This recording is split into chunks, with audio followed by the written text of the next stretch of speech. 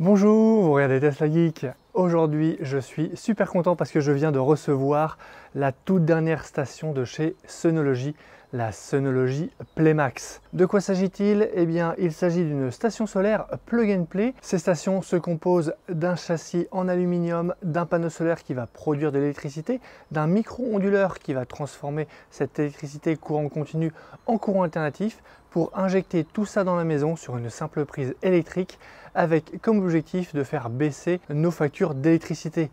Et avec les hausses à venir, eh bien, c'est plutôt un produit dans l'air du temps. Particularité de cette station, un design vraiment très bien pensé, une facilité d'installation et c'est une première chez Synology. Cette station peut recevoir une batterie qui va permettre de stocker son surplus de production plutôt que de le renvoyer gratuitement dans le réseau. Et deuxième aussi nouveauté, le contrôle depuis une application mobile Synology qui s'appelle Steam.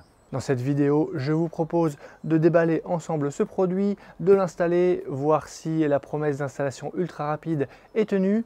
Et puis, bon, on verra un peu ce que je peux produire. On est fin janvier, j'ai un petit peu de soleil, mais pas beaucoup. Le soleil est vraiment très bas, vous verrez dans mon jardin, j'ai quand même beaucoup d'ombre. C'est sans doute pas la meilleure saison pour tester des panneaux solaires, mais c'est certainement la meilleure pour réfléchir, pour se renseigner afin de préparer l'été, puisque c'est la période où on va avoir la plus grosse production solaire et donc où les économies vont être les plus importantes. Allez, on se retrouve juste après pour le déballage.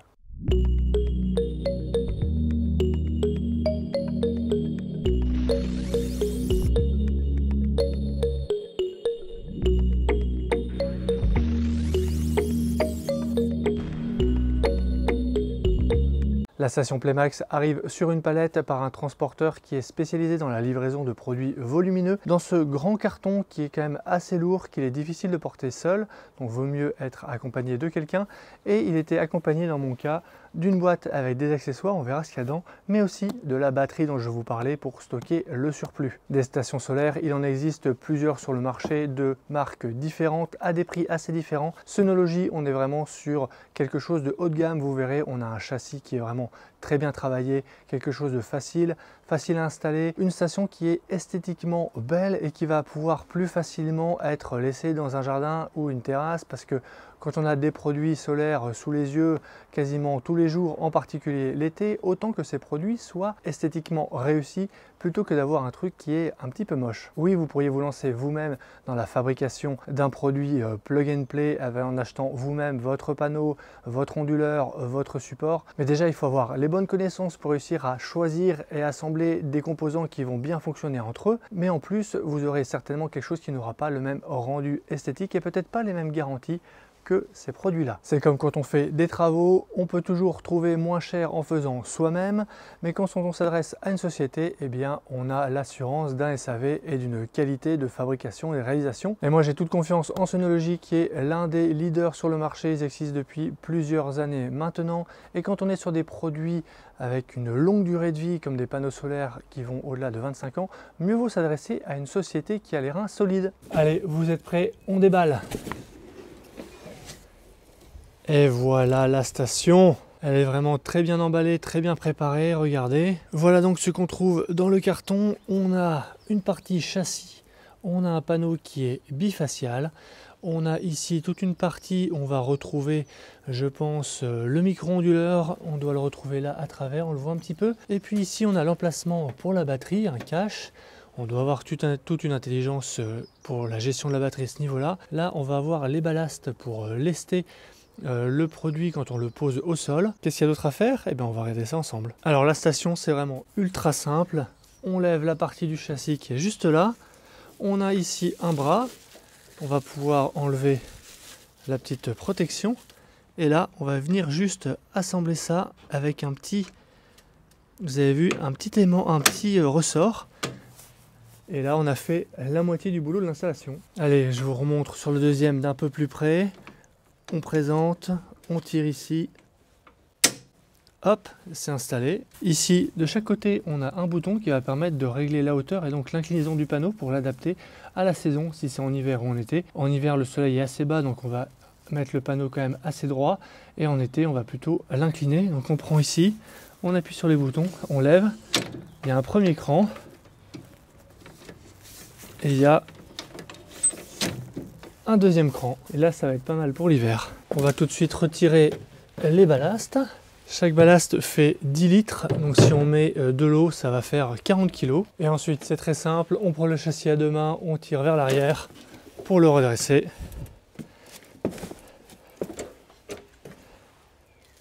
Et voilà, voilà le panneau qui est prêt à être branché. On voit qu'on a un panneau solaire qui est noir, transparent un peu à des moments, on voit à travers. Regardez, si je mets la main, on voit ma main. C'est un panneau qui est bifacial avec un châssis noir en alu. C'est vraiment de la très bonne qualité. La finition est vraiment très propre. Là, il s'agit des ballastes dont je vous parlais. Donc 10 litres chacune, on peut mettre du sable ou de l'eau visiblement. Et à l'arrière, regardez, on a de belles finitions avec le châssis ici. Vous le voyez, vraiment très beau, très propre. Et je trouve que ce qui est le plus sexy là-dedans, c'est vraiment les pieds avec ces fixations instantanées, avec les deux boutons de réglage et la partie ici Playbox. Donc ça, c'est la partie Playbox où on va retrouver le micro-onduleur, toute l'intelligence pour le stockage dans la batterie. On a vraiment un très beau produit. Alors, qu'est-ce qu'on a dans le carton d'accessoires? Eh bien, on a déjà un câble qui doit faire, je pense, 3 ou 5 mètres pour pouvoir brancher le micro-onduleur de la Playbox jusque la prise de la maison pour envoyer la production. On a ici une petite prise Linky qui, je pense, va permettre de mesurer soit la consommation de la maison, soit en partie la production, mais je pense que c'est plutôt la consommation de la maison. Et enfin, ici, on a un répéteur Wi-Fi puisque la station peut être mise dans un jardin, peut être assez loin de la maison. Et donc ça, c'est un point d'accès extérieur résistant aux intempéries qui va permettre d'étendre votre réseau Wi-Fi dans votre jardin pour que la station Playmax ait accès à Internet et puisse envoyer ses données sur Internet et vous puissiez les avoir dans l'application Stream. Passons maintenant au déballage de la batterie qui est très bien protégée ici.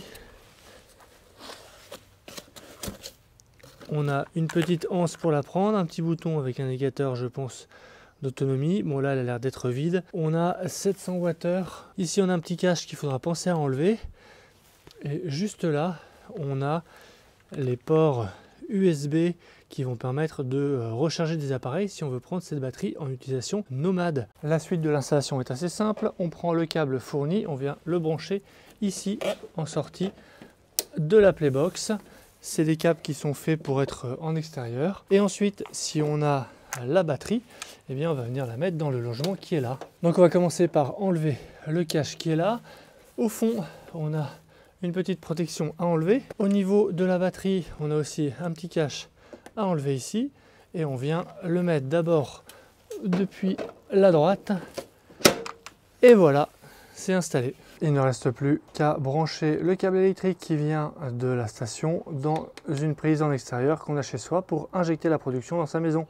Et elle sera immédiatement consommée par les appareils les plus proches. Une fois remplis d'eau ou de sable, les ballasts se mettent comme ceci au niveau de la barre. Mieux vaut les mettre sur la barre qui est là au fond. On a une rainure en dessous ici. Pour mettre les 4, eh bien on peut en mettre deux, une là et ensuite une ici et une là-bas de l'autre côté. On peut chaîner les stations grâce à un port qui est libre juste là. On va pouvoir venir brancher un câble là, le même que celui-là, et relier les stations les unes avec les autres, je pense jusqu'à un total de 4. Et enfin, on peut poser les stations au sol comme ceci, mais on peut aussi les fixer au mur grâce à des fixations spécifiques qui vont se mettre directement sur le châssis. Et voilà le résultat une fois installé au fond de mon jardin pour essayer de trouver un petit peu de soleil. Vous le voyez, il y a vraiment un tout petit endroit où j'ai un peu de soleil. Pour le moment, ça tombe vraiment très bien. J'ai vraiment beaucoup de chance pour le moment à ce niveau-là. Et je vous remontre à nouveau l'arrière, ce que ça donne.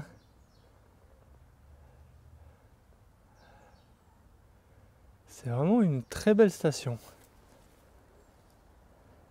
Quand on commande une station Sonology, on reçoit quelques mails de la marque qui vont nous accompagner dans toute la partie administrative, puisqu'il y a une déclaration Enedis à faire pour informer notre fournisseur, notre réseau de courant électrique, puisqu'avec une station de production solaire comme celle-ci, on est susceptible de renvoyer du courant dans le réseau, donc il faut prévenir le réseau de distribution. Et cette déclaration est faite pour ça. Et on est pas mal guidé puisque on a vraiment un tutoriel sur le site qui explique tout ça de Sonology.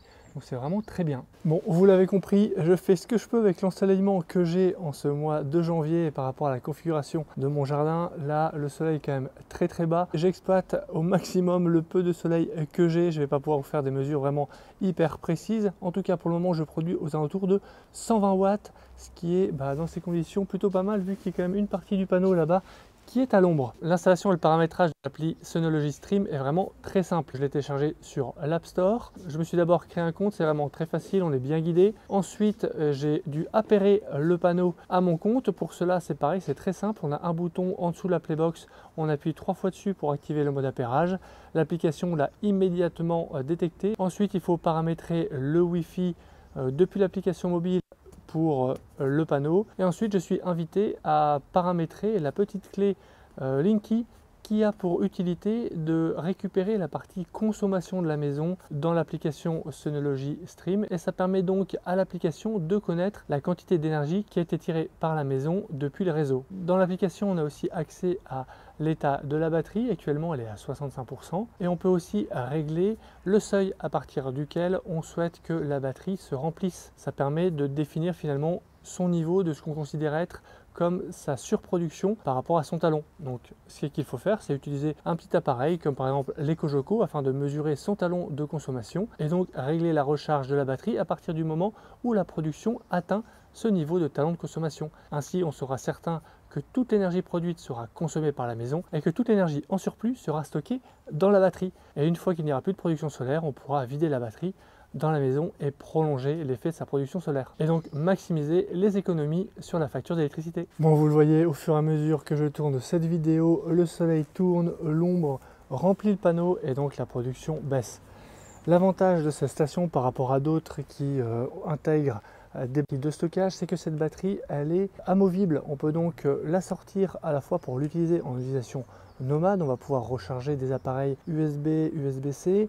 On va même pouvoir recharger des appareils, on va dire en prise 230 volts à l'aide d'un adaptateur en option. Si on a peur que la batterie ne s'use ou ne s'abîme pendant l'hiver ou pendant le froid parce qu'elle va avoir du mal à se charger complètement et à faire des cycles complets, on peut tout à fait la débrancher pour l'hiver et la remettre à partir du printemps jusqu'à l'automne quand la production est vraiment beaucoup plus forte et qu'on a envie de faire des cycles, même si celle-ci a quand même des spécifications très intéressantes en termes de durabilité. Il faudra vérifier ça dans le temps. Là, je viens de la brancher, donc je ne pourrai pas vous répondre sur la durée d'amortissement, de rentabilité de ce panneau, c'est-à-dire à partir de combien de temps le panneau est remboursé et on commence réellement à faire des économies. Il y a un simulateur sur le site du fabricant, je vous invite à vous y diriger puisque celui-ci prend en compte la situation en France où vous habitez et donc votre ensoleillement pour ajuster cette valeur-là. C'est certainement maintenant le meilleur moment pour réfléchir à s'équiper de ce type de produit. Si vous voulez découvrir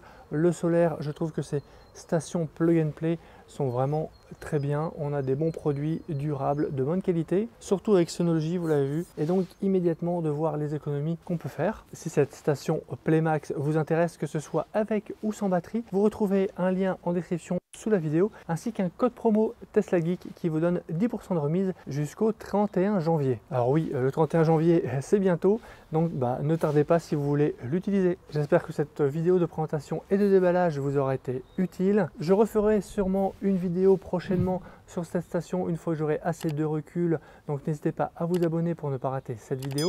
Jetez un coup d'œil sur mon site teslageek.fr pour des bons plans, que ce soit sur le solaire ou la voiture électrique, et je vous dis à bientôt pour une prochaine vidéo. Si tu as aimé cette vidéo ou que tu veux soutenir la chaîne, mets un like. Tu peux t'abonner pour recevoir les notifications de mes prochaines vidéos et aider la chaîne à être mieux référencée. N'hésite pas à donner ton avis en commentaire. À bientôt!